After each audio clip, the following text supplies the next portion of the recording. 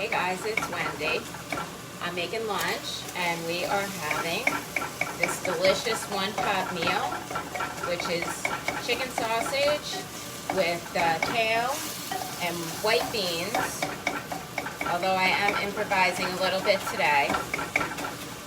So you can see I'm using my mix and chop to chop up my sausage. Look at that. See how easy that was? You can press and twist. I tend to do this for sausage. It's a little harder to break up. I usually cook it and then mash it up. But you see how easy that is? So much faster than doing it with a wooden spoon. Alright, I am going to add my vegetables now and get those heating. I'm actually going to push my sausage to the side so my vegetables are sitting in all that yummy flavor. The grease from the sausage, although I use chicken sausage whenever I make any type of meal like this, like sausage in a soup or a stew, or if you're cooking it right in with the pasta. Alright, so that was just a medium onion that I had diced and 2 carrots. I had diced those too, and we're just going to let those soften for a minute. Alright, so while those are going, this recipe also calls for hot sausage. I don't usually buy the hot sausage, I usually buy the mild.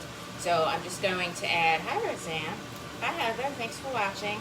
I'm just going to add just a shake of red pepper flakes just to give a little bit of heat to the soup, but I don't go overboard. Alright, I'm going to add my garlic.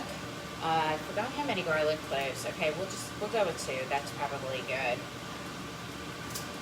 I'm kind of loosey-goosey today. Just doing yard work this morning. A little discombobulated. Out of my routine. Alright. This is a nice tight clove of garlic. You want your garlic to be nice and white and the cloves to be tight and difficult to get apart. When you see them in the store and they're already starting to fall open, don't buy those because they're going to be bad in just a few days. They start to sprout. So whenever you're shopping for fresh garlic, think about men's underwear. You want tighty whities. Alright, and I'm going to use my garlic press so I don't need to peel this. I'm just going to put the clove right in.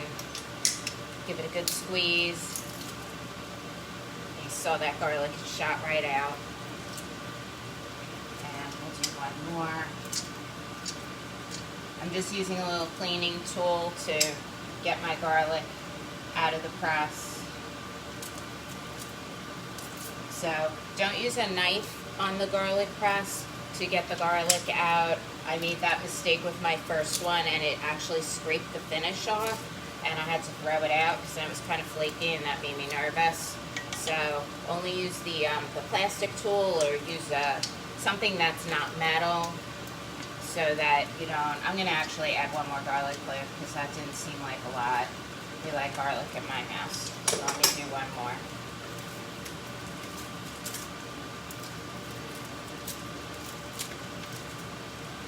Alright. Then we'll give this a stir. Yes, so just use the cleaning tool or something that's not metal on your garlic press. And then, of course, the other side is pretty cool because that's got the little comb that fits right into the holes in your press so that you can get anything that's stuck in those holes just gets pushed right out. And then I just put the whole thing in the dishwasher. So, super easy to clean. Okay, and I'm also going to add a teaspoon of dried oregano. And I do add basil when I have it also. I love fresh basil, so I do tend to add that as well. Alright, let's give this a stir. Show you what I'm doing. Alright.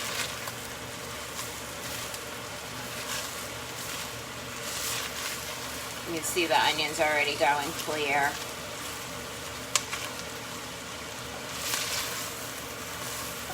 So this raw crock usually cooks food pretty fast.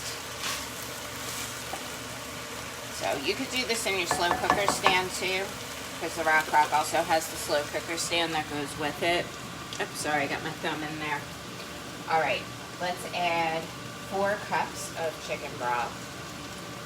And you guys already know I buy stock, not broth.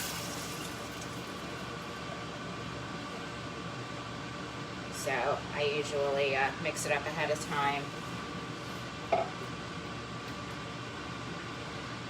Love these scrapers too, by the way. They are heat safe to 650 degrees. So you can use them to stir your hot pots and they're not going to melt. They go in the dishwasher. They last forever. I've had customers who have had them for 20 years and they still work fine. Okay, I'm going to bring you over here because I am going to drain. Now, I don't have white beans today. I'll show you my sink.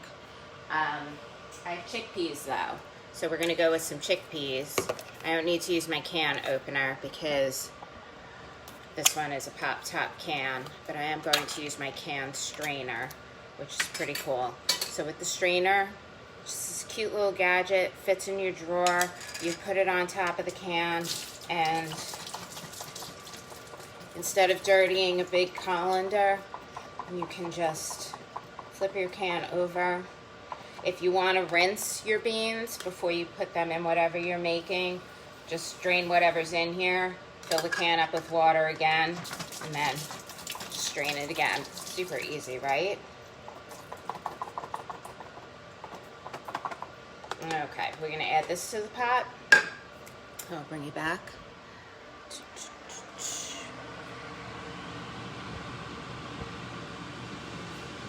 Alright, we're going to add our beans, and then we're going to add our kale. So this is from my garden. It is super fresh. I just picked it this morning, and it's also super fluffy. I think it's 5 cups of kale that's supposed to go in this recipe. Can you see the steam coming off of here already, by the way? I don't know if you guys can see the steam. Let's see. Can you see if you look towards the edge of the pot? You see this is already steaming, and I just put that chicken broth in here. You see it's already hot. It's already wilting that kale. So I like to give the kale a few minutes because unlike spinach or some of the other greens, kale can be kind of tough. This isn't so bad because it's from my garden, but when the kale is tough, you need to cook it just a little bit more. So I like to give it a chance to simmer in there with all the flavors of the sausage and fresh vegetables. And then this, I'm just going to put the lid on it once I get all the kale in here.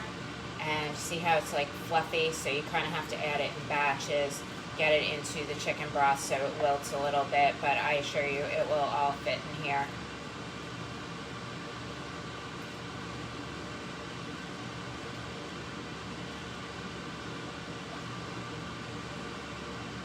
There we go. Alright, and what I did forget to grab, if you wanted to, you could actually throw a half a cup of pasta in there if you want the carbs. Otherwise, you could just leave it the way it is. You don't have to.